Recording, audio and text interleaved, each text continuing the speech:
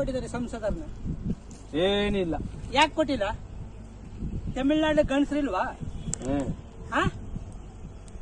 ನಮಗೆ ಅಷ್ಟು ಪೊಲಿಟಿಕಲ್ ತಿಳಿದಪ್ಪ. ಯಾಕೆ ತಿಳಿಯೋದು? ನಿಂಗೆ ಕಡೆ ಪೊಲಿಟಿಕಲ್ ನಾವಿಲ್ಲ. ಯಾಕೆ ತಿಳಿಯೋದು? ಇಲ್ಲ, ನೀವು ಕರ್ನಾಟಕದಲ್ಲಿ 22 ಕೊಟ್ಟಿದ್ರಿ, ಲಾಸ್ಟ್ ಟೈಮ್ 17 ತನಕ ಕೊಟ್ಟಿದ್ರಿ. 25 ಕೊಟ್ಟಿದ್ನ ಹೋದ್ ಸಾರಿ, 25 ಬಿಜೆಪಿಗ. ಬಿಜೆಪಿ 25 ಎಂಪಿನ.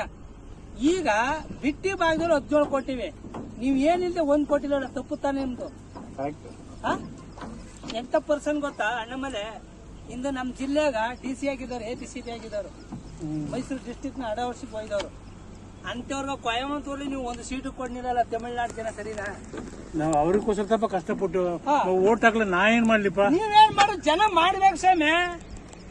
ಅದಕ್ಕೆ ರಾಮ ಹಿಂದೂಗಳು ಕರ್ಕೋನಿಲ್ಲ, ಎಲ್ಲ ವಾನರ್ ಸೇನೆ ಕರ್ಕೋಗಿ ಲಂಕೆಯಲ್ಲಿ ರಾವಣನ್ ಗೆದ್ಕ ಬಂದು.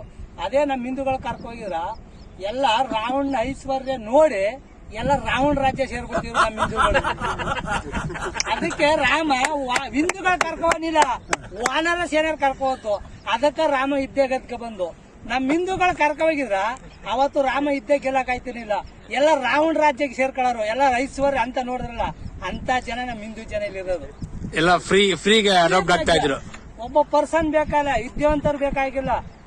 ಅವ್ರಿಗೆ ಬಿಟ್ಟಿ ಭಾಗ್ಯ ಬೇಕು, ಸುಳ್ಳಿನ ಭಾಗ್ಯ ಬೇಕು, ಸುಳ್ಳಿನ ಭರವಸೆ ಬೇಕು.